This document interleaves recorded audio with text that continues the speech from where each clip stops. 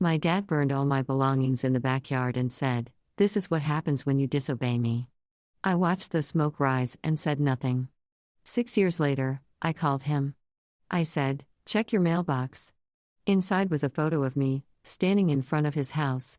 The one I just bought at auction. "This is what happens when you disobey me," my father said, standing over a fire he'd built from everything I owned while holding a garden hose to protect his lawn. My clothes, my sketchbooks, my grandmother's handmade quilt, 3 winters of her stitching, gone in 4 minutes. I was 17. I watched the smoke rise and said nothing. 6 years later, I called him. He picked up on the first ring. I said 2 words. What he found in his mailbox that evening changed everything, but not in the way he expected. My name is Bethany. I'm 23. Now, let me take you back to Dayton, Ohio. The fall I turned 17. The week my father found my college application.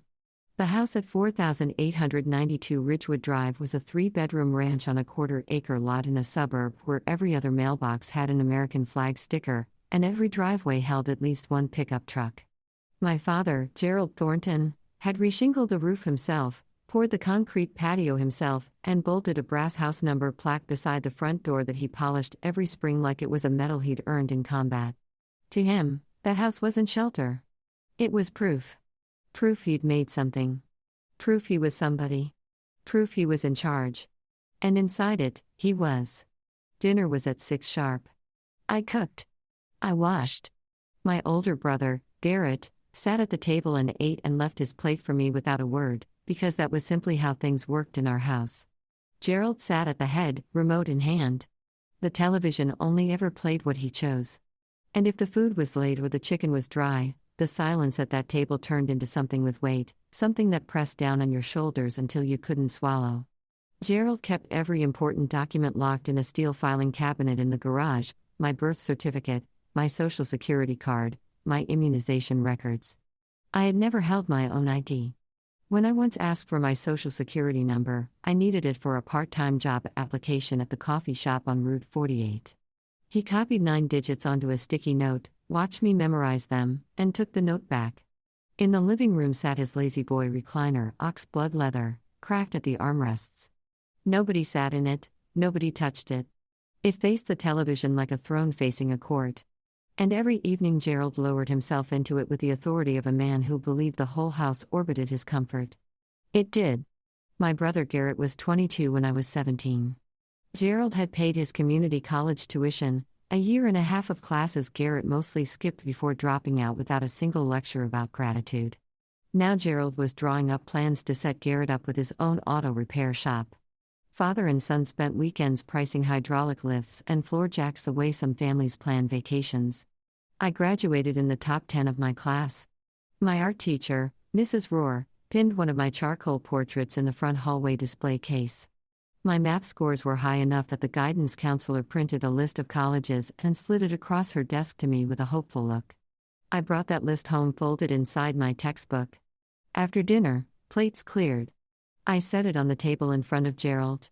He didn't pick it up. "College," he said, not as a question. "For what?" "Business," I said. "Or accounting." He leaned back.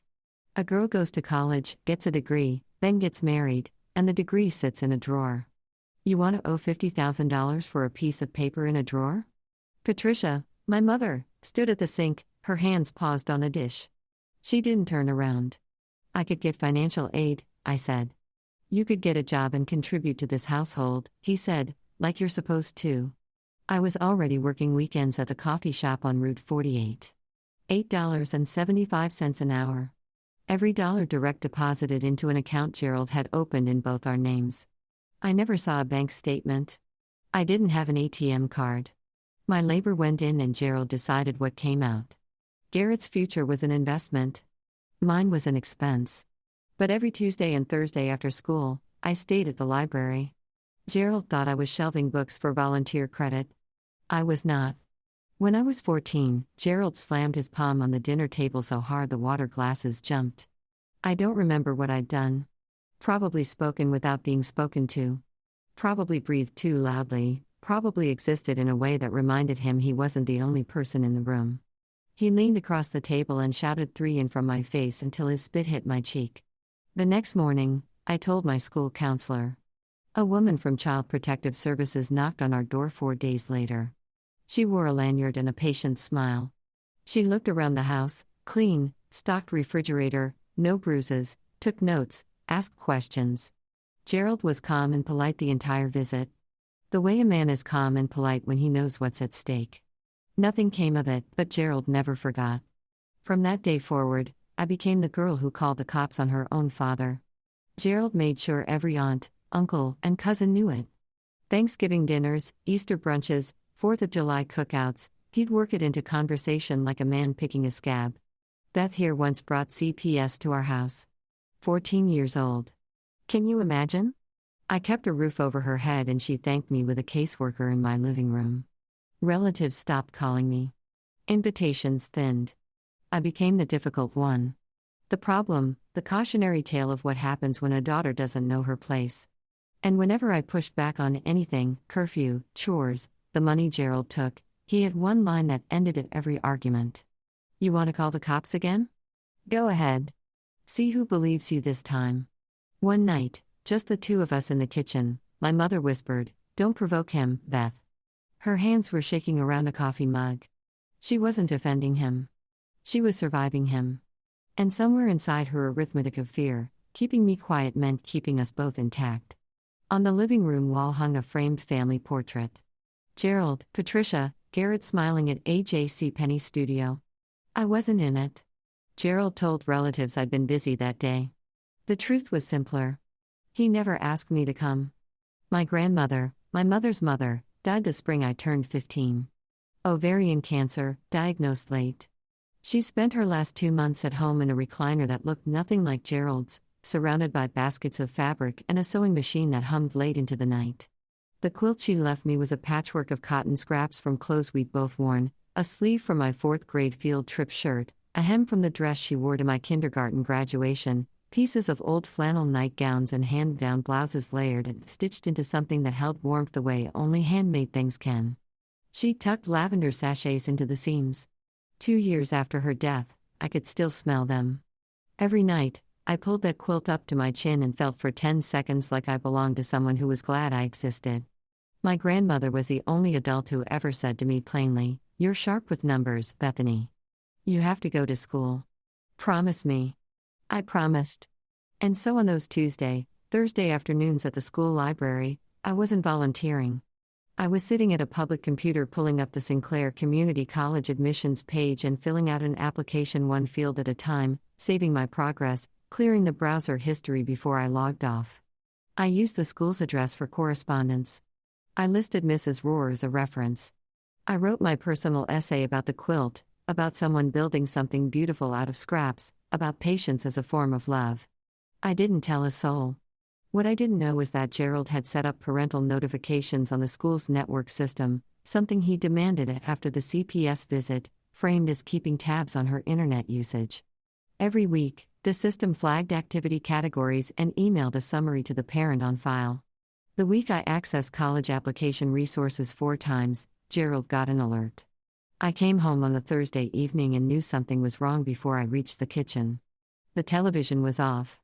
Gerald sat in the lazy boy, but he wasn't reclined. He was upright, both feet flat on the carpet, hands resting on the armrests like a man about to deliver a verdict. The house was silent in a way that silence shouldn't be. Loaded, pressurized, the kind of quiet that makes your eardrums hum. "Sit down," he said. I sat on the couch across from him. My backpack was still on. I could feel the zipper pressing into my spine. "I got an email from the school," he said. His voice was low and steady, which was worse than yelling. Yelling meant the storm had already arrived. This voice meant it was still building. College application resources, 4 visits this week. My mouth went dry. "You want to explain that?" I was looking into behind my back. He cut me off without raising his volume. "You sat in that library and applied to college behind my back. After I told you no, after I explained why, I just wanted to see if I could. You snuck around just like you did when you were 14. He let the CPS reference land. It always landed. "You called the authorities on your own, father. You go behind my back to do the one thing I told you we couldn't afford. Same pattern. Liar. Sneak. Patricia stood at the kitchen sink. I could hear the faucet running, though she'd stopped washing anything. Her hands were motionless in the water. Gerald stood up. The lazy boy rocked once behind him. He walked to the garage. I heard the filing cabinet open, the jingle of keys. When he came back, he was holding a heavy-duty black trash bag and his ring of house keys. He looked at me and said one word outside. He went to my room first. I followed him up the stairs because I didn't know what else to do because my body hadn't yet caught up with the understanding that what was happening was actually happening. Gerald yanked open my closet and started pulling shirts, jeans, the second-hand winter coat I'd bought at Goodwill with my own tips. He stuffed them into the trash bag the way a man bags leaves in autumn. Mechanical, thorough, no hesitation.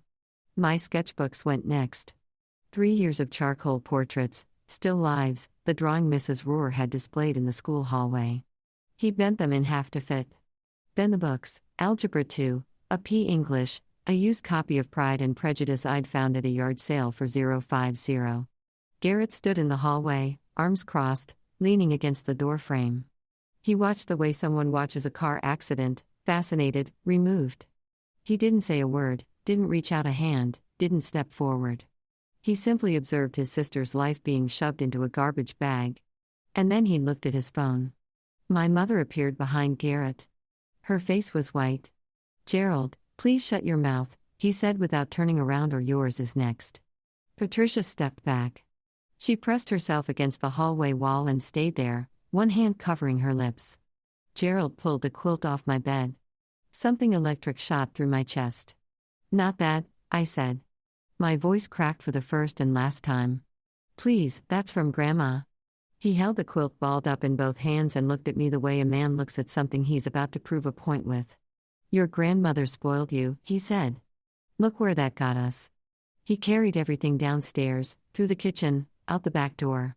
I followed, and when I saw the burn barrel already standing in the center of the yard, the old steel drum he used for brush in the spring, positioned and waiting, I understood. He'd planned this.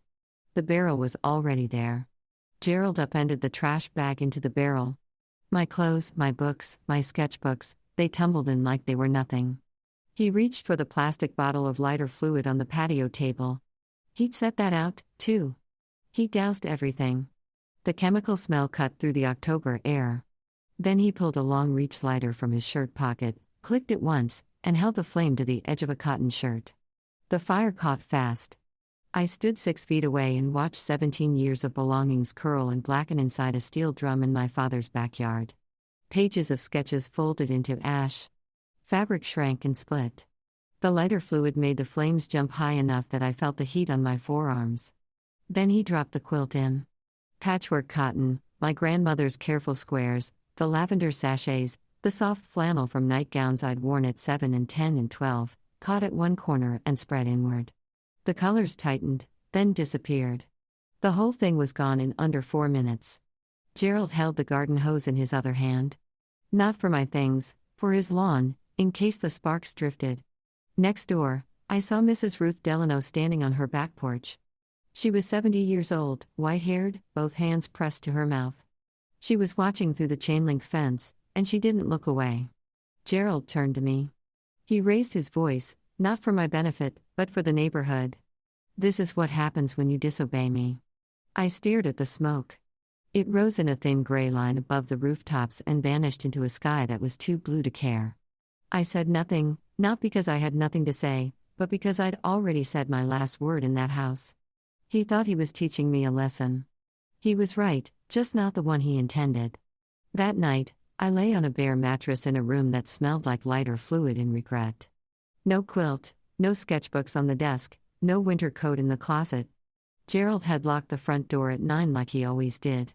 The deadbolt he had installed himself keyed from both sides, so nobody left without his permission. Around 11, my bedroom door opened. No knock, no light. Patricia slipped in and sat on the edge of the mattress. She didn't speak right away. I could hear her breathing. Shallow, careful, the way you breathe when you're trying not to exist too loudly in a house that punishes sound. She pressed a white envelope into my hand. I opened it by the glow of the street light through the blinds. Inside, my birth certificate, my social security card, and a thin fold of cash. $340 in 20s and 10s. Money she'd been skimming from grocery budgets over months, maybe years, hiding it in places Gerald would never look because Gerald never helped with groceries. "Go," she whispered. "Don't come back." "I'm sorry, Beth." She squeezed my hand once, then she stood up and walked out of my room and closed the door without turning around because if she turned around, she would cry. And if she cried, Gerald would hear, and if Gerald heard, the envelope would disappear into the filing cabinet, and this one narrow window would seal shut forever. I waited 15 minutes. Then I pushed open my bedroom window, ground floor, thank God, swung my legs over the sill and dropped 3 feet into the side yard. I was wearing jeans, a t-shirt, and sneakers. Nothing else. I walked to Mrs. Delano's house. 3 minutes. The porch light was on. I knocked twice. She opened the door, looked at my face, and pulled me inside without asking a single question. I left 4892 Ridgewood Drive with $340 and a white envelope. I didn't know that 6 years later I'd stand in front of that same house holding a deed with my name on it. Gerald discovered I was gone by 6:15 the next morning when nobody was in the kitchen making breakfast. He did not look for me. Instead, he picked up the phone and began calling family, aunts, uncles, cousins, the entire network of Thorntons and Patricia's side, too, and delivered a version of events so polished you'd think he'd rehearsed it. She ran off middle of the night, no note, no explanation. After everything I've done, the roof, the food, the clothes, some kids are just born ungrateful. You remember the CPS thing? Same girl, same pattern. The narrative took root immediately because Gerald had spent 3 years fertilizing the soil. The relatives who'd already filed me under difficult now upgraded me to lost cause. Nobody called me. Nobody asked Patricia for my side. Nobody drove around looking for a 17-year-old girl who'd left home in October with no coat. By the afternoon, Gerald had cleared my bedroom. Mrs. Delano, watching from her kitchen window, told me later that she saw him carry out a bookshelf, a small desk, and a floor lamp. Within 48 hours, the room held a weight bench, a standing mirror, and rubber floor mats. Garrett's new home gym, 17 years of my existence, painted over in a weekend. Gerald also called the school, told them I'd transferred to live with relatives. The secretary logged it without follow-up. My guidance counselor, the one who'd printed that college list, never got the chance to ask where I'd gone. Mrs. Delano sat me at her kitchen table that first morning, pushed a plate of scrambled eggs toward me, and said, "Eat first, then we'll figure out what comes next." She pulled a phone book from a drawer and found the number for the Montgomery County Youth Services shelter. She drove me there herself in her Buick, and she didn't cry until after she'd pulled away from the curb. That shelter became my address. A bunk bed, fluorescent lights, a 10 o'clock curfew, and 3 other girls who were each carrying their own version of the same story. The shelter smelled like industrial cleaner and microwave popcorn. The mattresses were vinyl. The showers ran lukewarm for exactly 7 minutes before the timer cut them off. I shared a room with 3 other girls. Danielle, who slept in her shoes. Mackenzie, who talked in her sleep about someone named Kyle, and a girl everyone called Bertie, who never told us her real name and left after 2 weeks without saying goodbye. A social worker named Mr. Foss helped me open a bank account in my own name for the first time in my life. I sat across from a teller at a Chase branch and slid my birth certificate and social security card across the counter. The same documents Patricia had pressed into my hand in the dark. And when the teller asked for a deposit, I put in $200 from Gerald's $340 and kept the rest as cash for bus fare and food. Mr. Foss also helped me enroll in GED prep since I'd been pulled from school before finishing my junior year. And he flagged me for Medicaid, which meant I could fill a prescription for the inhaler I'd needed since childhood. But Gerald never consistently filled because he considered asthma a mindset problem. I got a job within the week. Cashier at a gas station convenience store on 3rd Street.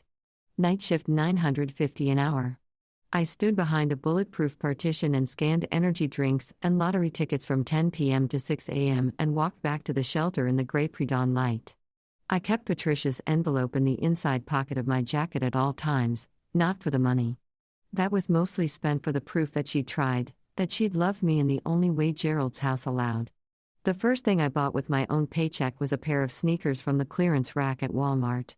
$12, white with a blue stripe. I laced them up in the parking lot and stood on the asphalt and felt for the first time in months like I was standing on ground that was actually mine. Have you ever had a moment like that where something small, something cheap, made you feel like you were finally allowed to exist?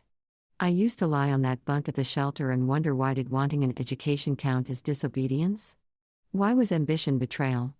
If you grew up in a house where your dreams were treated as disrespect, you know exactly what I mean. Tell me in the comments. I read every single one. I passed my GED 4 months later, scored in the 92nd percentile in math. My grandmother would have been proud. At 18, I enrolled at Sinclair Community College, the same school I'd been secretly applying to when Gerald found me out. The irony sat in my chest like a stone. Financial aid covered most of the tuition. My convenience store wages covered the rest, barely. I moved out of the shelter and into a shared apartment with 2 other students, a 1-bedroom that we split 3 ways, sleeping in shifts because one of us always had a night class, business administration. I chose it because my grandmother told me I was sharp with numbers, and because I understood, in a way I couldn't yet articulate, that money was the architecture underneath everything Gerald had built, and everything he'd used against me. If I was going to stop being controlled, I needed to understand the machinery of control. 300 miles of interstate and a different area code separated me from Ridgewood Drive. But Dayton has a way of pulling you back through rumor. A cousin I hadn't spoken to in 2 years sent me a Facebook message. Your dad took out a loan on the house. Something about Garrett's shop. I looked it up. Public Records, Montgomery County Recorder Office. Gerald had taken out a home equity line of credit, $85,000, secured against 4,892 Ridgewood Drive. The funds were dispersed the same month a new business entity registered with the state. Thornton & Son Auto Repair LLC and Son, not in daughter, not in family. One afternoon, my bus route to campus passed through the commercial strip on Lehman Avenue. And there it was, a freshly painted sign with blue background and yellow block letters, Thornton & Son Auto, mounted on a building Gerald had leased with money borrowed against the only thing of value he owned. $85,000 on his son's dream. $340 is what my mother could scrape together for mine. The year I turned 20, I almost quit. I was working 2 jobs, the convenience store and a weekend housekeeping shift at a Comfort Inn off of Pine 75 while carrying 15 credit hours at Sinclair. My alarm went off at 5:30 every morning, and some nights I didn't get to sleep until 1 o'clock. I ate ramen and peanut butter sandwiches and free continental breakfast leftovers that the hotel let staff take home in styrofoam containers. I nearly failed at counting 201. Not because I didn't understand debits and credits, but because I fell asleep during the midterm, actually fell asleep, pen in hand, face on the desk, and woke up with 20 minutes left and a test half blank. And then came the message from a cousin, a screenshot of something Gerald had posted on Facebook. I didn't have him as a friend, but the family network is porous in small-town Ohio. Gerald's post read, "Sad to say my daughter chose the streets over family. I tried my best. Some people don't want to be helped. Pray for her." Below it, 11 comments, relatives expressing sympathy for Gerald. One aunt wrote, "You did everything you could, Jur. She'll learn the hard way. Nobody asked me. Nobody checked." That night after my housekeeping shift, I sat on the bus at 11 p.m., forehead against the cold window, and I cried for the first time since the fire. Not loud, not dramatic, just tears running into the collar of a uniform polo that smelled like bleach in someone else's hotel room. For about 10 minutes, I wondered whether Gerald was right, whether I was wasting my time, whether the world was just a series of rooms controlled by men like him, and I'd never find one that was mine. Then I remembered my grandmother's hands, the quilt, the stitching, 3 winters of patience. "You're sharp with numbers, Bethany. You have to go to school." I wiped my face with my sleeve. I got off at my stop. I walked home. And the next morning, I retook the exam and passed. I finished my associate's degree the semester I turned 21. Not with honors, not with fanfare, just a diploma in a cardboard folder and the quiet knowledge that nobody had handed me a single credit. The degree led to a job at a title company called Howell & Dean on East 5th Street. Entry level, $15 an hour. My job was to organize closing documents, verify property records, and process title searches, the unglamorous paperwork behind every real estate transaction in the greater Dayton area. Stacks of deeds, lien releases, mortgage assignments, and foreclosure filings pass through my hands every day. I learned to read them the way a mechanic reads engine codes, quickly, precisely, looking for the thing that didn't belong. The office was small. 4 desks, a copier that jammed twice a week, fluorescent lights that buzzed at a frequency only I seemed to hear. But it was mine, my desk, my name on the mailbox, my paychecks deposited into an account no one else could touch. Linda Marsh was a broker who worked out of the suite next door.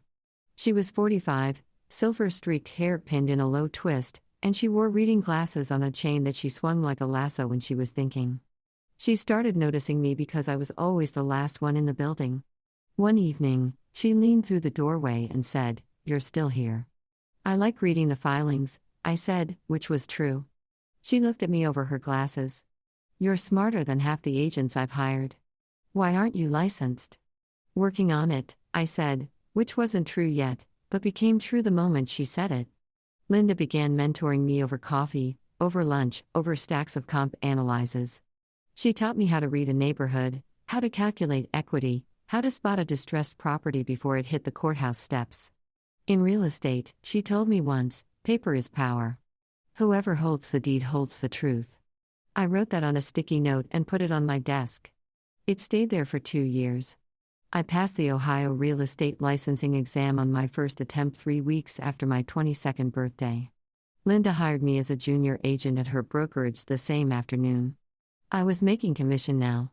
Not much at first, but enough that I moved into a studio apartment where I didn't have to sleep in shifts. And enough that I started putting money into a savings account I checked every Sunday morning with something close to disbelief. Meanwhile, 600 miles of hard work separated me from 4,892 Ridgewood Drive. But public records don't care about distance. Through my title company, I had access to the same county databases I'd used every day at Howell and Dean. I wasn't searching for Gerald. I didn't need to. When you work in real estate in Montgomery County, information about every property, every lien, every default, every transfer flows across your desk like water. You don't have to go looking. It finds you. And what it told me was this. Thornton and Son Auto was bleeding money. Garrett had hired too many people, spent too much on a renovation nobody asked for, and was pulling from the business account for personal expenses. A lease on a Dodge Charger, weekend trips to Put in Bay with his girlfriend. The shop had been open less than 2 years and was already operating at a loss. Gerald, rather than confronting his golden child, doubled down. He took out a cash-out refinance on the house, rolling the original mortgage and the HELOC into a single new loan that pushed his total debt on 4,892 Ridgewood past what the house was worth. On paper, he was underwater. In his mind, he was saving the family legacy. One evening, driving home from a showing, I passed the Lehman Avenue commercial strip. The Thornton and Son Auto sign still glowed, but 2 of its LED bulbs had burned out. The T and the O were dark. The sign now read HR Non and Son O. It was the kind of detail a novelist would invent, but it was real, and I saw it, and I kept driving. The phone call came on a Sunday morning, 6 months before everything changed. I didn't recognize the number. I almost didn't answer. I was reviewing comps for a listing appointment. But something made me swipe. Beth. I hadn't heard my mother's voice in 4 years. It was thinner than I remembered, stretched tight like a wire carrying too much current. "Mom, I'm calling from Ruth's phone." "Mrs. Dano." Of course, Patricia didn't have a phone Gerald couldn't check. "Ruth gave me your number a long time ago. I didn't know if you'd pick up." I picked up. Silence. "Then your father is under a lot of stress, Beth. The shop isn't doing well. He's drinking more. Garrett doesn't come around much anymore." She wasn't asking me for money. She wasn't asking me to come back. She was just talking.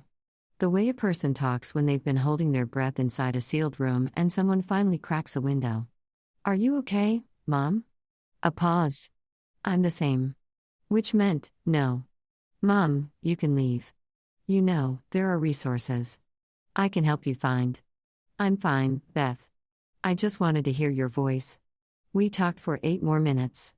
She asked what I was doing. I told her I worked in real estate. She said, "Your grandmother would be so proud." And her voice broke. And she recovered. And we both pretended it hadn't happened. After I hung up, I sat on my apartment floor for 10 minutes staring at the wall. I thought about calling Gerald. I didn't. I thought about calling Garrett. I didn't. I thought about driving to Dayton and knocking on the front door of 4892 Ridgewood and saying, "What? What would I say to a man who burned my things and slept fine that night?" Nothing. There was nothing to say. 3 months later, I was sitting at my desk scrolling through the weekly foreclosure list published by the Montgomery County Recorder's Office, a task I did routinely as part of my work, looking for investment opportunities for Linda's clients. And a familiar address stopped my hand on the mouse. 4892 Ridgewood Drive. Notice of default, Bank of Dayton, nah. Scheduled auction date 60 days. I read the address 3 times, then a fourth. Then I pushed back from my desk and stared at the ceiling for a full minute, breathing through my mouth like a swimmer surfacing after too long underwater. 4892 Ridgewood Drive. 3-bedroom ranch. Brass house numbers. Lazy boy in the living room. Burn barrel in the backyard. The notice of default meant Gerald had missed payments for at least 90 consecutive days. The bank had filed with the county. A notice of sale would follow, and then the house would go to auction on the courthouse steps, open to any bidder with a cashier's check and a pulse. Gerald Thornton, the man who had built his entire identity around that house, who had polished the brass numbers every spring, who had reshingled the roof with his own hands, who had told me at least 100 times that his house meant his rules, had borrowed against it until the bank decided it wasn't his anymore. I pulled the full record. The Hellalot from 3 years ago, $85,000. The cash-out refinance from 2 years ago. Another 60 on top. Total debt secured against a house worth maybe $185,000 on a good day. Gerald hadn't made a mortgage payment in 6 months. The bank had followed every required step. Notice of default, right to cure, notice of sale. And Gerald had done nothing. No payment, no negotiation, no short sale. Either he didn't understand the paperwork or he was too proud to ask for help or both.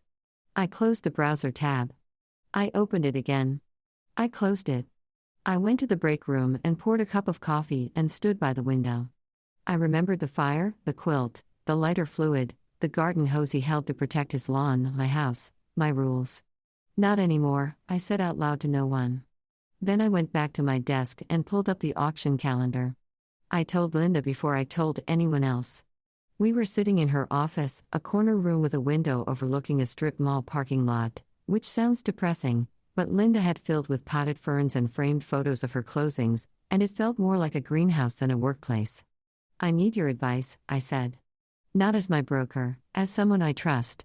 She set down her reading glasses. "Go." "There's a property going to auction in Montgomery County. 3-bed ranch, quarter acre. Needs a new roof and some plumbing work, but the structure is solid. Market comp in that neighborhood is about 185. Auction estimate is probably 120 to 140. Linda tilted her head. "That's a decent margin." "What's the catch?" "It's my father's house." She looked at me for a long time. The fern swayed in the air from the vent above us. Then she asked the question I needed her to ask. "Is this a business decision or a personal one?" "Both," I said. "Then let me ask you this. If this were any house owned by any stranger at that price point in that zip code, would you buy it?" I'd already run the numbers. Purchase at auction roughly 130.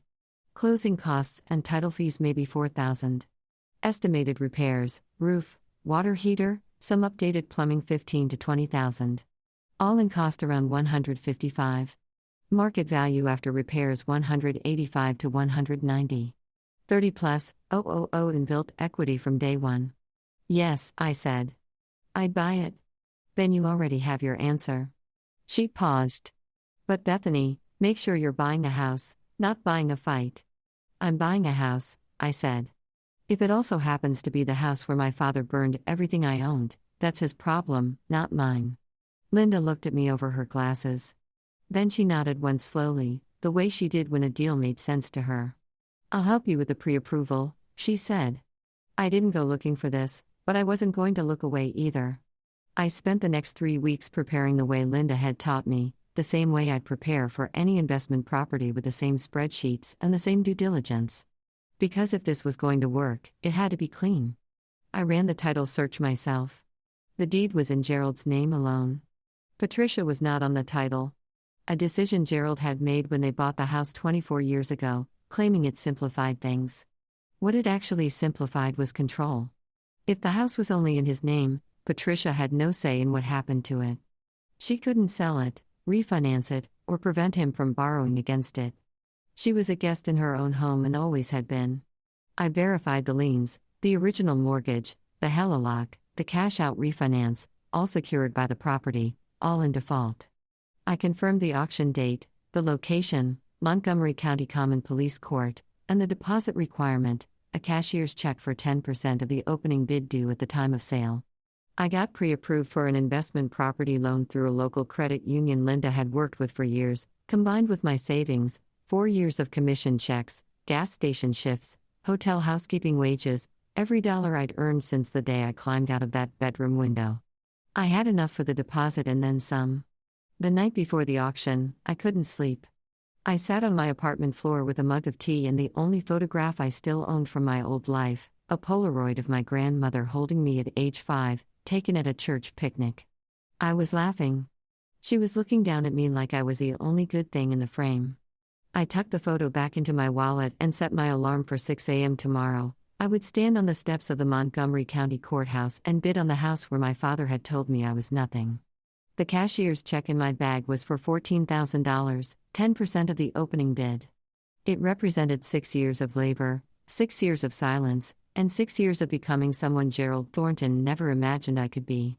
The Montgomery County Courthouse smelled like floor wax and old paper. The auction was held in a room on the second floor. Linoleum, folding chairs, a podium at the front, and about 20 people sat in clusters, most of them investors or attorneys. I was the only woman under 30. The auctioneer worked through properties in order. A duplex on Wayne Avenue, a vacant lot near Riverside, an apartment building on Salem with a tax lien dispute. Each one drawn out in legal ease and then resolved in 60 seconds of raised paddles and monotone bids. Then Lot 7, 4,892 Ridgewood Drive, single-family residential, 3-bedroom, 1.5 bath, quarter-acre lot, foreclosure sale, opening bid set by the line holder at $119,000. My chest tightened.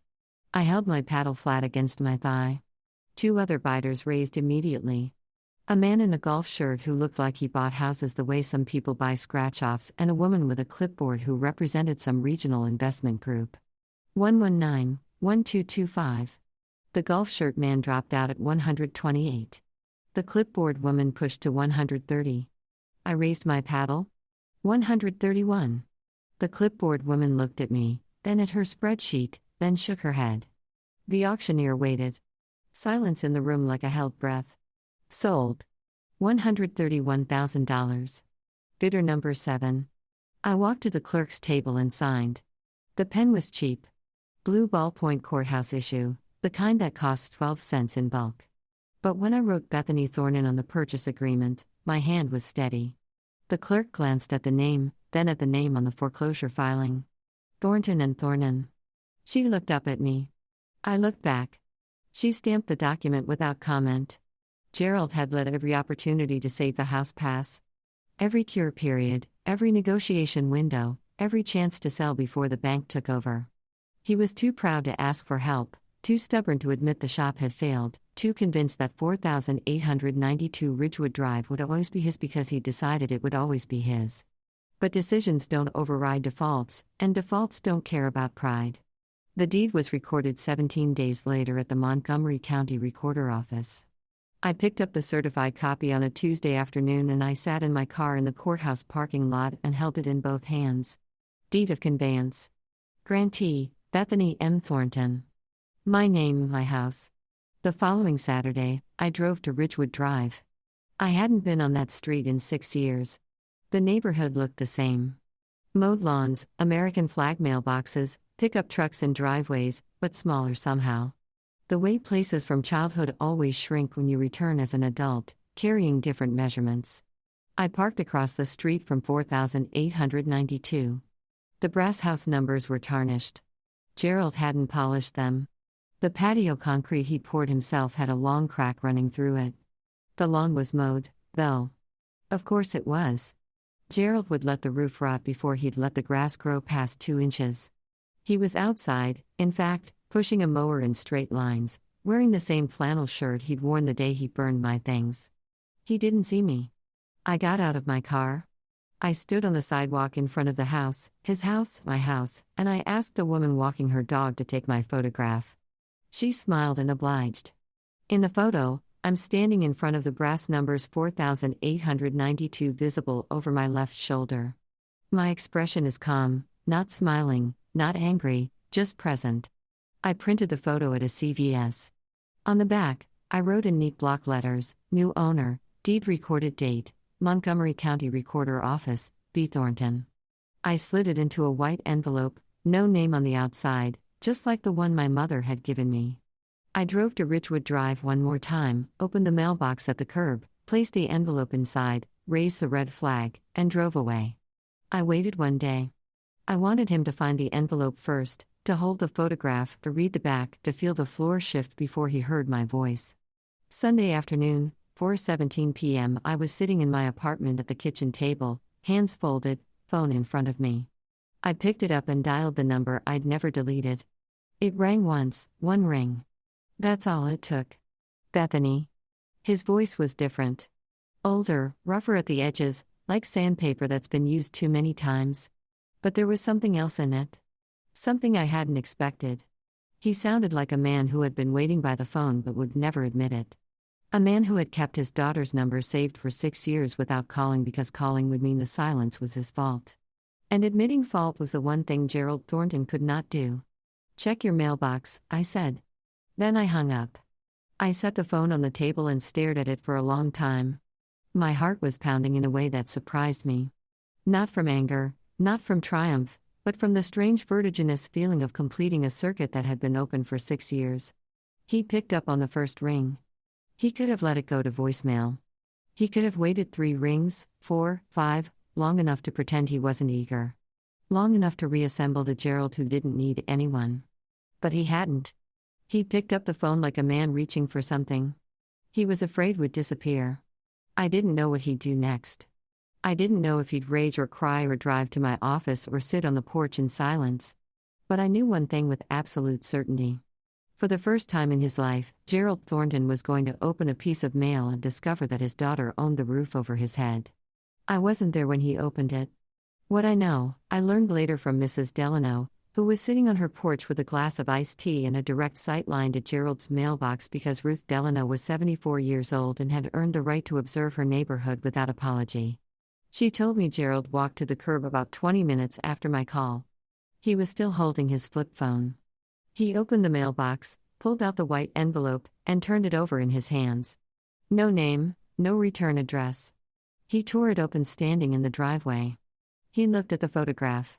Ruth said he went very still, the kind of still that only happens when the body is processing something the mind hasn't caught up with yet. He stared at the front, then he flipped it over and read the back. Ruth said his hand dropped to his side. The envelope fluttered to the pavement. He sat down on the front porch steps, the same porch where he used to sit with a Budweiser and survey his domain. And he did not move for 40 minutes.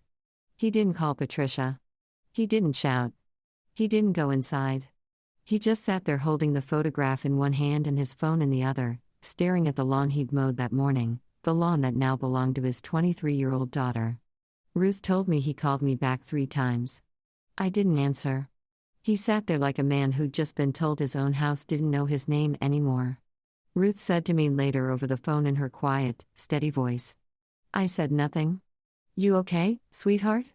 she asked. I thought about it. Actually thought about it. "Yeah," I said. "I think I am." For 6 years, Gerald had controlled who got to speak and who had to stay silent. Now the silence was his, and I was the one who'd chosen not to fill it. 2 days later, Gerald walked into the offices of Marsh & Associates. Really at 10:15 on a Tuesday morning. I was at my desk, second cup of coffee, reviewing a listing agreement for a property on Huffman Avenue. Linda was in her office with the door open. Two other agents, Mark and Denise, were at their desks. A client couple sat in the waiting area flipping through a home search binder. The door opened and Gerald stepped in like he was entering a courtroom. Flannel shirt, work jeans with a grease stain on the left knee, ball cap that read Thornton and Son out, the logo of a business that had closed 3 months ago. He looked older, thinner in the face, heavier under the eyes, but his posture was the same, rigid, commanding, the posture of a man who expected rooms to rearrange themselves around him. He scanned the office and found me. Bethany. I looked up from my desk. My nameplate was facing him. Bethany Thornton, licensed agent. Gerald, I said, not Dad. Not anymore. He crossed the room in 4 strides. You think this is funny? You think you can take my house? I set down my pen. It stopped being your house when you stopped paying the mortgage 6 months ago. The bank filed for foreclosure. The auction was public. Anyone with financing could bid. I had financing. I bid. I won. It's all recorded at the county recorder's office. That is my house. His voice cracked upward. Mark and Denise stopped typing. The client couple in the waiting area looked up. I built that patio. I reshingled that roof. And then you borrowed against it until there was nothing left. I said, I kept my voice level. You took out an $85,000 HELOC for Garrett's shop. Then a cash-out refinance for $60,000 more. The shop failed. The payment stopped. The bank followed procedure. This isn't something I did to you, Gerald. This is something that happened because of choices you made. He stood there breathing hard, fists at his sides. The room was silent in the way rooms go silent when everyone is pretending not to watch. Linda stepped out of her office. She was calm the way a woman who has brokered 1,200 transactions is calm, unshakable, measured with a kind of authority that doesn't need volume. Sir, I'm going to need you to lower your voice. This is a place of business. Gerald swung toward her. You don't know this girl? She called CPS on her own father when she was 14 years old. That's who you hired. Linda didn't blink. She looked at me. I looked back. I reported my school counselor, I said, because you screamed in my face at the dinner table. CPS came because they were supposed to come. You weren't charged with anything. But you made sure every relative I had knew about it, and you used it to isolate me for 3 years, so let's be accurate about what happened, Gerald. The client couple was staring openly now. Denise had her hand frozen over her keyboard. Mark had quietly pulled out his phone, not recording, just holding it like a reflex. Gerald's face reined. He opened his mouth, then closed it, then opened it again. I raised you, he said. His voice was quieter now, but the edge was still there. I fed you. I gave you a roof. And this is what I get? You burned everything I owned in the backyard, I said. My clothes, my books, my grandmother's quilt. You stood there with a garden hose to protect your lawn and let 6 years of my life turn to ash. And then you told the whole family I was ungrateful. I paused. Every person in that office was listening. You don't get to destroy someone's belongings and then complain when you lose yours through your own choices. Gerald stared at me. I could see the machinery behind his eyes grinding, trying to find the angle, the leverage, the word that would flip this back to a reality he controlled. But there was no angle. There was no leverage. The deed was recorded. The auction was legal. The numbers were public. You have 30 days, I said. Standard eviction timeline under Ohio law. I won't shorten it. I won't extend it. 30 days. He stood in the middle of the office surrounded by people who now knew exactly who he was. And for the first time in his life, he had nothing to say. He walked out without closing the door. You know, standing there in that office watching him leave, I realized something I hadn't expected. He still didn't understand. He still thought the house was about power. His power. He never considered that I didn't buy it to take something from him. I bought it because I could. Because 6 years ago, I couldn't buy a bus ticket. And now I could buy a house. The house just happened to be his. But here's what I keep turning over in my mind. Is there a difference between justice and revenge when the person never sees the line? What do you think? Does it matter what you call it, or does it only matter what it costs you? Tell me in the comments. I really want to know. Garrett called me 4 days later. It was the first time I'd heard his voice since I was 17. Beth, he sounded like a man standing in a room where everything was on fire. And he just realized the exit was locked. I know we haven't. I mean, it's been look, Dad needs somewhere to go. He's got 30 days, right? He told me. He does. Okay. So, here's the thing. A pause so long I could hear him swallow. I don't really have room. Kelly and I are in a one-bedroom in Columbus. It's tight. I can't take him. Garrett, I said he mortgaged the house for your shop. $85,000. He refinanced for another $60,000 to keep it afloat when it started failing. You know that, right? Silence. He bet everything on you. I said everything. The house, his credit, his retirement. He put it all into Thornton and Son Auto. And when the shop went under, you moved to Columbus. That's not I didn't ask him to. Did you pay him back? More silence. The answer was in the silence. Beth, I'm not the bad guy here. I didn't say you were, but I'm not the solution either. You had 22 years of his support. I had 17 years of his control. He gave you a business.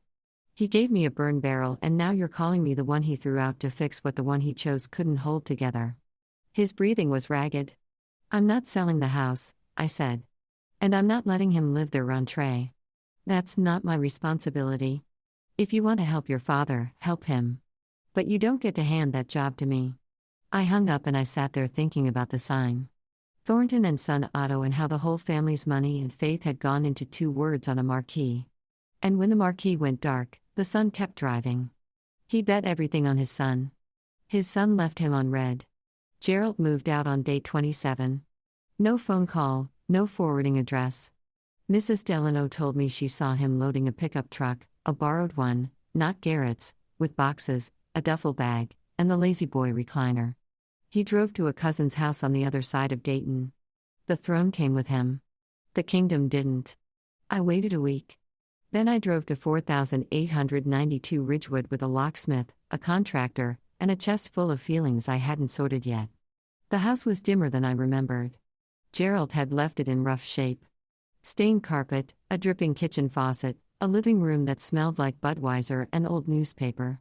But the bones were solid. The walls were straight. The foundation hadn't cracked, even if the man living on top of it had. I walked through every room making notes for the contractor. New roof, water heater, update the plumbing in the hall bath, repaint. It was a project, not a miracle. The kind of house I'd learned to see potential in because Linda taught me to look past the surface. Then I reached the back bedroom. My old room, the one Gerald had turned into Garrett's gym. The weight bench was gone. The mirror was gone. But in the corner, behind a sliding closet door, there was a shelf Gerald apparently hadn't bothered because he assumed it was empty. It wasn't. I found a Nike shoe box, crushed and dusty. I pulled off the lid. Inside, 3 pages torn from a sketchbook, edges blackened and curled. A charcoal drawing of a woman's hands, my grandmother's hands drawn from memory when I was 16. 2 more sketches beneath it, half destroyed. And at the bottom, folded into a small square, a piece of fabric, patchwork cotton, singed at the edges, faded lavender scent, barely there, a single square from the quilt. Gerald had gone into the ashes. After the fire had died, and I'd gone to my room, and the neighborhood had turned out its lights. He had reached into that burn barrel and pulled these things out. He kept them in a shoe box on a shelf in a closet for 6 years. He never told me. He never used them to apologize. He just kept them the way he kept my phone number. Silently, privately, uselessly. I held the square of fabric and sat on the bare floor of my old bedroom and felt something I couldn't name. Not forgiveness, not anger, something in between. Like finding a handprint in cement from someone who broke your window. It didn't change what he did, but it changed the shape of what I remembered. From a man who only knew how to destroy to a man who also knew how to regret but chose the wrong way to carry it every single time. Patricia called me 3 days after I changed the locks. Her voice was different. I noticed it immediately. Not the thin wire tension I'd heard 6 months ago, but something closer to clear water. Still cautious, still quiet, but present in a way she hadn't been in years. He's staying at Dale's, she said. Dale was Gerald's cousin. A house on the west side with a pull-out couch and no questions. He took the recliner and 3 boxes. That's all. And you? I asked. I'm still at the house. A pause. Your house. Neither of us said anything for a few seconds. Beth, do you want me to leave? I leaned against my kitchen counter and closed my eyes. I saw her in the dark 6 years ago sliding an envelope into my hand. $340, a birth certificate, a social security card, the entire fortune of a woman who had spent 24 years under a roof she didn't own, married to a man who treated silence as consent and obedience as love. Do you want to stay? I asked. She started to cry. Not the stifled one hand over the mouth crying she'd learned in Gerald's house. Real crying? The kind that takes up space. The kind a person makes when they realize they've been given a door. Yes, she said. Please. Then stay. $200 a month. Enough to cover utilities and give you dignity. I'm not giving you charity, Mom. I'm giving you a lease. $200. She repeated. I'm fixing the roof next month. The plumber comes Thursday and Mom. I paused. His name's not on anything anymore. Not the deed, not the mailbox, not the rules. She cried again. But this time it was the kind of crying you do when a weight lifts and your body doesn't know how to be that light yet. I should have done more, Beth. I know that. You gave me the envelope, Mom. That was enough to start. That night, for the first time in 24 years, Patricia Thornton slept in a house where the front door was unlocked because the person who owned the deadbolt was her daughter, and her daughter believed in doors that open from the inside. I spent the next 4 weekends at 4892 Ridgewood with a toolbox, a contractor named Eddie, who owed Linda a favor, and a stubbornness I apparently inherited from the one person I least wanted to resemble. We tore off the old shingles and laid new ones, charcoal gray instead of Gerald's faded brown. I chose the color myself, standing in the Lowe's paint aisle for 20 minutes, running my fingers over sample cards. I repainted the exterior, soft white with slate blue trim, a palette so different from Gerald's beige and brown that the house looked like a completely different structure from the street, which was the point. The brass house numbers stayed. I cleaned them though. They deserved better than neglect. Inside, Patricia and I pulled up the stained carpet together and discovered hardwood floors underneath that Gerald had covered when they moved in because he didn't like the sound of footsteps. We sanded them and sealed them, and the house filled with the smell of polyurethane and new beginnings, which are not the same scent, but arrive in the same season. I converted the back bedroom, the gym, the closet, the room that had once been mine back into a bedroom. New paint, new curtains, and on the wall, in a simple oak frame behind glass, I hung the square of quilt fabric I'd found in the shoe box, singed edges, and faded lavender, preserved. Mrs. Delano came over one Sunday with a flat of marigolds and 2 bags of potting soil. We knelt in the backyard together in the same spot where the burn barrel had stood and we planted flowers. Golden orange, the kind that come back every year without being asked. He burned things in this yard, I said. Ruth pressed soil around a seedling and smiled. And you planted them? Gerald called in October. 5 months after the auction, 1 month after the marigolds bloomed. I was sitting on the front porch, my front porch, drinking coffee and watching the neighborhood settle into the kind of early evening stillness that makes Ohio's suburbs feel like paintings. The trees on Ridgewood Drive were turning. Mrs. Dano waved from her yard. Patricia was inside watching television. Whatever she wanted, as loud as she wanted. My phone buzzed. Gerald's number. I looked at it for 3 rings. Then I answered, Bethany. His voice was gravel in distance. Gerald. A pause so long I could hear a dog barking 2 streets over. You were always stubborn, he said. I was always determined, I said. You called it stubborn because it didn't serve you. Another pause. I could hear him breathing. The heavy labored breath of a 56-year-old man whose pride had cost him everything and whose lungs weren't what they used to be. How's your mother? He asked. It was the first time he'd asked about Patricia in a conversation with me. Not my wife, not her. Your mother? She's good, I said. She's at Ridgewood. She's safe. He didn't respond to that. I don't know if he could. Gerald, I said, I'm not going to pretend that what you did was okay. The fire, the isolation, the way you erased me from the family. I'm not going to pretend any of that didn't happen. I paused. But I'm not going to punish you forever either. I won't make it easy. But I won't seal the door. So, what is this? He asked. This is a conversation, I said. That's all it is right now. He was quiet for a long time. Okay, he said and hung up. I set the phone down on the porch railing and picked up my coffee. The sky was amber and darkening. Somewhere inside, Patricia laughed at something on the television, a sound I hadn't heard from her in years, maybe ever, and the windows glowed with a warmth that had nothing to do with the thermostat. He lost this house the same way he lost me, by refusing to believe we could leave. I'm sitting on the porch again as I tell you this morning, this time early before the neighborhood wakes up. Coffee in a mug I bought at a thrift store, the kind with a chipped handle and a faded floral print that reminds me of fabric in a quilt. The lawn is mine. The roof is mine. The brass numbers that read 4892 catch the sunrise. And they're polished now because some things deserve care even when the person who installed them didn't know how to give it. I didn't buy this house to get revenge. I bought it because it was a sound investment. Because I had the knowledge and the capital and the license to make the decision. And because 6 years ago, I was a 17-year-old girl standing in this yard with nothing, watching everything I'd owned turn to smoke. And I'd promised myself silently without witnesses that I would build something from the ashes. I just didn't know that something would be this literal. If there's a lesson, it's not the one you'd expect. It's not work hard and you'll show them. It's not the best revenge is success. It's simpler and harder than that. My grandmother stitched that quilt over 3 winters. She cut fabric, chose patterns, threaded needles, and sat in a recliner night after night, making something that held warmth because she wanted me to be warm. It took patience. It took hands. It took time. She didn't know she was running out of. I lost everything and built it back in 6 years. Both were made by hand. If you're in your first year, the year where everything is ash and you're standing in a yard with nothing, I want you to know that is not the end. But nobody is going to carry you out. You have to climb through the window yourself. The envelope helps, but the walking is yours.